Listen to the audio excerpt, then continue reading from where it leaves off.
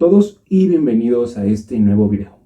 En esta ocasión vamos a continuar hablando de la extensa saga de la Rueda del Tiempo, escrita por Robert Jordan con el cuarto libro de la saga, El Ascenso de la Sombra. Hasta el momento este es el libro más grande y el libro más grueso. Aquí está la portada. Aquí tenemos las lanzas de los Aiel. Es igual que las otras portadas, el fondo blanco con el dragón. Es un libro de 1050 páginas y al igual que los anteriores tiene un formato pues no tan cómodo de leer. Y bueno, ¿por dónde empezar con este libro?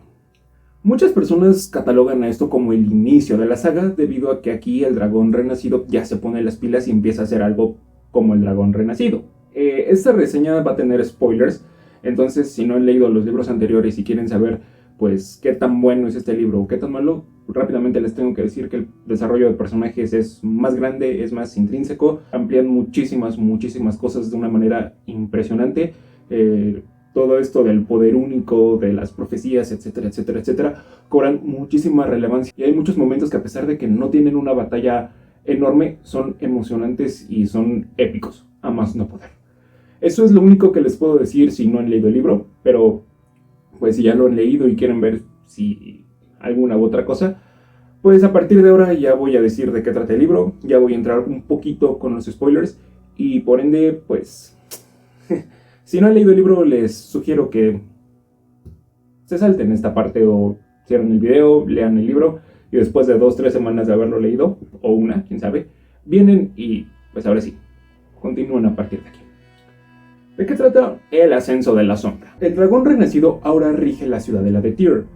Tras haber cumplido una parte de la profecía y reclamar a Callandor, los sellos de Shayol Ghul se han debilitado y los renegados, así como las fuerzas del oscuro, se han dispersado por todas las naciones. Tras un ataque letal, Rand, Mat, Moraine, acompañada de su guardián Lanman Dragoran, y un grupo de Aiel viajarán al Yelmo, donde una ciudad conocida como Ruidean aguarda que una parte de la profecía sea cumplida y los clanes Aiel sean unidos bajo el estandarte del dragón. Mientras Perrin y Fail, acompañados de Loial, viajan hacia Dos Ríos, hogar de nuestros héroes, buscando liberarlo de un ejército de capas blancas y de Trollocs que buscan saldar una deuda pendiente. Al mismo tiempo, Nynaeve y Elayne van en pos de las Aes Sedai del Allá Negro para recuperar los objetos sagrados que pueden darle una ventaja al oscuro. Muchas cosas pasando, muchos personajes, muchas cosas muy interesantes, pero lo más importante, ¿es este realmente el punto donde despega la saga? Sí, no, porque, bueno, yo creo que sí, en parte sí, porque aquí Rand ya se pone a hacer cosas del dragón renacido, ya finalmente acepta su destino y se pone a hacer cosas y deja de sentir lástima por él mismo. Y creo que esto es lo que muchas personas catalogan como el inicio de la saga, pero realmente ya había empezado desde el final del Ojo del Mundo. Así que ahora vamos a ir con las cosas buenas de El Ascenso de la Sombra. Lo primero que yo quiero destacar es que el libro es más grande que todos los libros anteriores. No solamente por el tamaño, sino por todo lo que está involucrado en la historia. El desarrollo es mucho más íntimo, es más extenso y más complejo debido a las capas de los personajes. Yo personalmente tengo que destacar a 4 personajes: Rand, Mat, Perrin y Egwene. Los demás igual tienen su momento, pero no están tan bien desarrollados como los de estos 4. Por ejemplo, Mat madura en cierto punto. Sí, sigue siendo el mismo parrandero que va de apuesta en apuesta, que va por ahí pues haciendo cosas y así, ¿no? Pero a pesar de que todavía tiene ese toque ligero, a pesar de que todavía no se toma con seriedad todo, sí hay una seriedad ahí. Sí hay algo que hace que digas, ok, Mat ya no es el mismo personaje al que vimos al inicio del Ojo del Mundo. Y tampoco va a ser el mismo personaje al final de este libro que al inicio del mismo. Es decir, por qué o esas cosas pues serían entrar en detalles enormes que realmente no quiero arruinárselos porque Robert Jordan hizo un muy buen trabajo con este personaje. Solamente les puedo decir de una manera muy superficial que Mat sí consiguió un muy buen desarrollo aquí. Tiene miedo todavía, pero hace a un lado ese miedo y se enfrenta a las cosas, se enfrenta a las situaciones. Rand finalmente acepta que es el dragón renacido y que ya no puede estar divagando más, aunado a su evolución como ser humano. ya que con Rand vemos en cierta forma un crecimiento que no vemos con los otros personajes masculinos, que es el acercamiento femenino. Por ejemplo, que le gusta Egwene, que le gusta Elaine, que de repente empieza a jugar a los besitos con una o con otra, así sucesivamente. También su desarrollo emocional respecto a este aspecto es muy bueno, porque finalmente madura y se da cuenta de que Egwene no puede ser suya por más que la quiera o por más que la ame. Y ahora, como el dragón renacido, sus acciones personales también van a afectar a cómo lo verán los demás. Su crecimiento hacia un liderazgo que realmente pone en riesgo a todas las naciones me gustó muchísimo. Perrin ahora aquí encuentra una forma de cómo resolver las cosas, aunque esas cosas le cuesten la vida. Eso habla de madurez con Perrin. Si bien yo creo que él fue el personaje un poco más maduro desde el principio y uno de los personajes más desarrollados y con un trasfondo un poco más maduro que los otros dos, aquí yo creo que igual se eleva muchísimo más. Afronta muchísimas situaciones muy difíciles. El hecho de ir a Dos Ríos y encontrarlo de una forma, pues no como lo había dejado, sí le afecta. Y vemos también sus capas. Vemos lo de los lobos, lo de su situación ahí con las capas blancas, etcétera, etcétera, etcétera. Muchas veces parece que Perrin como que se va por la vía fácil, por las cosas sencillas. Pero no, realmente haber llegado a ese punto le costó muchísimo. Y a pesar de que muchas veces parece lo más lógico, tenemos que agradecer que Robert Jordan se haya tomado la molestia de darnos estos desarrollos que parecen pues sencillos, superficiales, pero que realmente requieren o requirieron de una gran construcción de personajes y una gran concentración del señor Jordan para estos personajes. Y mi cuarto personaje es Egwene. Ahora está dedicada al 100% a aprender sobre el poder único. Ya no es la niña tímida, tampoco lo que le pasó en la Gran Cacería o esas cosas, no. Si bien en el Dragón Renacido igual como que tuvo un plus que a mí me gustó mucho, aquí ese plus se va mucho más arriba. Y es un personaje mucho más maduro. En el hecho de dejar ya de plano a Rand, a pesar de que lo quiere como un hermano y que según estuvieron comprometidos y esas cosas, el hecho de que ella haya tomado la decisión de decir, no Rand, hasta aquí,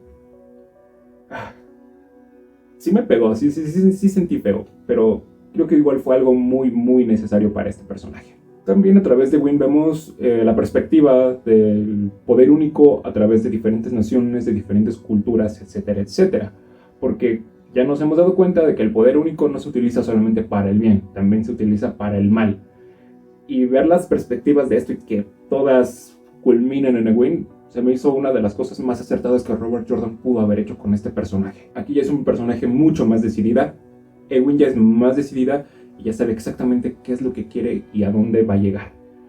Los demás igual creo que están bastante bien, pero estos cuatro son los que más me gustaron. Los demás igual tienen un desarrollo un poco más grande, algunos apenas ya aparecen, pero no es tan mal. Simplemente puedo decir eso de los demás, no es tan mal. Algunos hacen las cosas por el sentido del deber u otros por sus propias razones. La prosa de Robert Jordan sí me ha gustado, siempre me ha gustado. En los 3 libros anteriores era ligera, tenía alguna que otra palabra que tenías que buscar en el diccionario para entender realmente qué es lo que quería contar.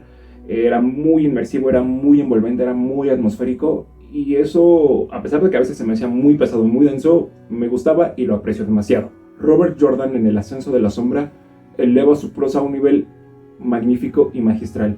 Sí, se vuelve más compleja y se vuelve más complicada, pero eso no la hace aburrida, no la hace tediosa. Al contrario, yo creo que hizo la historia un poco más ágil, más interesante, y el hecho de que los personajes, todo el sistema de magia, etcétera, etcétera, alcanzar una complejidad mayor, igual requería que la prosa de Robert Jordan adquiriera una complejidad mayor. Las descripciones son perfectas. Si bien sí todavía mantiene ese toque de aventura y de misterio de qué es lo que hay allá afuera, lo hace de una manera espléndida, lo hace de una manera elegante que a mí me fascinó como no tienen idea. Algo de lo que yo siempre me he quejado de los 3 libros anteriores y siempre me voy a quejar es el respecto a los personajes, que están muy mal distribuidos. Había veces en que yo estaba harto de algún personaje en los libros anteriores que ya nada más pasaba las páginas por pasarlas para llegar al siguiente personaje. Incluso se me olvidaban que existían otros personajes más allá de Rand o de Perrin o de las Aes Sedai. Aquí los personajes están perfectamente distribuidos. Hay unos que tienen unas historias y unos arcos más interesantes que otros, y vemos esos arcos más importantes y que tienen mayor potencial más que los otros arcos. Rand, Mat y las Aes Sedai igual están muy bien distribuidas. Sí pasamos yo creo que una mayor parte con Rand y con Mat y con Egwene y con Moiraine que con, por ejemplo, Perrin o con Yennefer y Elaine, hasta con los renegados. Pero están bien distribuidos, está todo bien, no se siente pesado, no se siente denso y no hay ningún punto donde digas, oye, Marto, este personaje ya por favor, quiero saber de otros personajes. No, el hecho yo creo de que los arcos igual estén un poco mejor desarrollados, sean más intrínsecos y realmente se sientan más interesantes por todo lo que hay detrás respecto a los Aiel, las Aes Sedai, etcétera, etcétera, hace que te motives a seguir leyendo y no se sienta tan pesado. Pero la distribución de los personajes no es equitativa, pero sí se siente muy bien y no es pesada ni densa. Aquí no tenemos una batalla grande. O bueno, sí, pero no una batalla colosal. Y aún así se siente demasiado épico el libro, se siente muy, muy grande. Con el uso del poder único y la astucia y el desarrollo de los personajes alcanza y sobra. Y también amplía brutalmente la magia. El poder único como el punto focal de la magia y del poder en esta saga es indudable. Ay, pero aquí Robert Jordan se voló la barda. Todo lo que tiene que ver con el oscuro, o lo que pensábamos que sabíamos del oscuro, no es nada a comparación de lo que vemos aquí.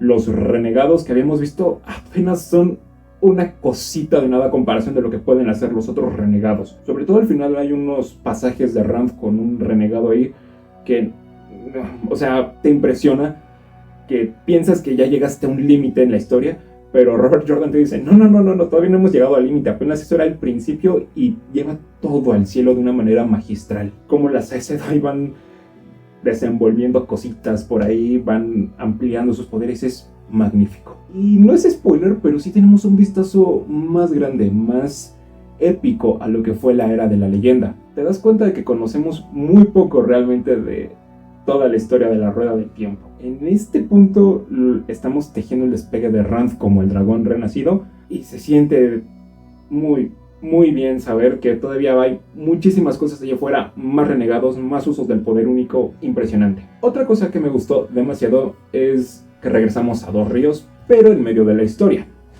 No como por ejemplo con El Señor de los Anillos, que ya regresamos hasta el último para ver qué le pasó a la comarca. Ay, me encantó que regresáramos con Perrin. Me encantó todo su arco y cómo vemos a Dos Ríos caer en desgracia. Me parece un acierto muy, muy grande. Porque casi siempre cuando son estas historias de aventura y de fantasía dices, ok, pero ¿qué pasó con el hogar de los héroes? ¿Qué le pasó a ese lugar mientras ellos estaban pues por ahí parrandeando y viajando de un lugar a otro? ¿Qué pasó? Ay, Dios mío, hay una parte muy buena con Perrin que sí me hizo sentir muy, muy feo. Yo creo que las partes de Perrin en Dos Ríos son las más emocionales, y no precisamente a lo de Perrin, sino más que nada que regresamos a Dos Ríos y vemos cómo se ha transfigurado este lugar. Vemos qué cambios ha habido en Dos Ríos y lo que hacen estas personas para deshacer esos cambios. Me gustó mucho que hayamos regresado a Dos Ríos. Se siente como regresar a casa. A pesar de que no es tu casa y realmente la vimos muy, muy poquito, sientes ese cariño, sientes esa devoción hacia Dos Ríos que pues muy pocas veces has sentido. O bueno, que muy pocas veces se siente en algún libro. Ahora tenemos que ir a las cosas malas, que no son tan malas, pero sí me disgustaron un poquito. Si ya leyeron el primer libro de La Rueda del Tiempo, tienen que tener en cuenta que los demás libros tienen la misma estructura. Y ese es el detalle con esto. Es exactamente la misma estructura de los libros anteriores hasta cierto punto. Los personajes están en un lugar, hay un ataque de Trollocs, se tienen que decidir entre irse de ese lugar o quedarse ahí o X y razón. Deciden irse, quedarse, etcétera, etcétera, van hacia ese lugar y ya se desarrolla otra historia. De repente hay otro ataque de Trollocs, otro ataque de renegados, etcétera, etcétera. Es exactamente lo mismo. Se siente diferente, pero yo sí lo sentí un poquito repetitivo. Y ahora, mentalizándome, creo que los siguientes libros van a tener el mismo ataque de Trollocs al principio del libro. Ahora, el libro es muy denso en las primeras páginas. Esto porque nos explican ahora cómo viven los personajes tras lo que pasó ahí en la ciudadela, que nunca puede ser derrotada, según. El detalle con esto es que se siente pesado porque no nos vamos a lo interesante, sino más que nada que nos vamos a cosas medio irrelevantes. Por ejemplo, Mat jugando a los dados, Rand dándose besos con Elaine y esas cosas. Que a pesar de que al principio dices, ok, está bien, ya después como de 200 páginas dices, esto ya no me está gustando, como que siento que ya deberían avanzar un poquito más. El problema de esto es que el libro despega ya casi hasta después de las 300 páginas del libro. Sí, o sea, son 300 páginas de 1050 páginas, todavía tenemos un gran trecho por recorrer, pero sí se siente muy pesado, sí se siente muy denso y dices, ok, me está gustando lo que estoy leyendo, pero ya quiero que pase algo más, ya no me está gustando pues ver lo mismo de los personajes. Robert Jordan sí tiene un problema muy grande con esto, y es el ritmo de la historia. Es fatal, o sea, es nefasto el ritmo que tiene Robert Jordan. Hay partes donde yo realmente estaba cerrando los ojos de lo pesado y de lo aburrido que se estaba volviendo la historia. Hasta cierto punto yo dije, ok, ¿esto para qué me está sirviendo? ¿Esto para qué le va a servir a la historia? Hay varias partes muy importantes que son vitales para la historia, tanto del libro como para toda la saga.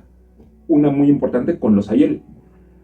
Y se sienten insoportablemente lentas, que ya nada más estás diciendo, ok, ya entendí Robert Jordan, ya entendí, ok, pero pues por favor acelera el ritmo. El detalle es que ya no recuerdas muy bien qué es lo que pasó, y esas cosas tienen una importancia muy grande en la historia, y dices, ¿por qué no le puse más atención? Pero es por el ritmo. Por otra parte, hay muchísimas conveniencias. La rueda gira según sus designios. Ok, Trollocs, fados, renegados, hacer más fáciles las cosas para que la historia siga avanzando. Cuando los personajes van a alcanzar algo, pasa algo para que no lo alcancen, y si dices, ay, pasa lo mismo, te deja con ganas de ver algo que tú ya tenías anhelando desde los libros anteriores, solamente para que se vaya rezagando y rezagando hasta que digas, ya le perdí el interés completamente a esto. Por ejemplo, yo ya le perdí el interés completamente a ver un enfrentamiento entre Randall Thor y Padan Fine. Y dije, después de este libro, yo sé que ya no voy a ver ningún enfrentamiento entre Rand y Padan Fine. Ay, pero eso es lo único malo. Sí afecta a la historia, sí me hizo pues varias veces decir, ok, ya estoy leyendo, ¿hacia dónde va esto? Pero las partes buenas, la prosa de Robert Jordan, el desarrollo de los personajes y todo lo demás me fascinó y me encantó como no tienen una idea. Pero bueno, eso es lo que a mí me pareció El Ascenso de la Sombra. Espero que les haya gustado. Si le dan like, lo comparten o se suscriben, se los voy a agradecer muchísimo. Y nos vemos a la próxima.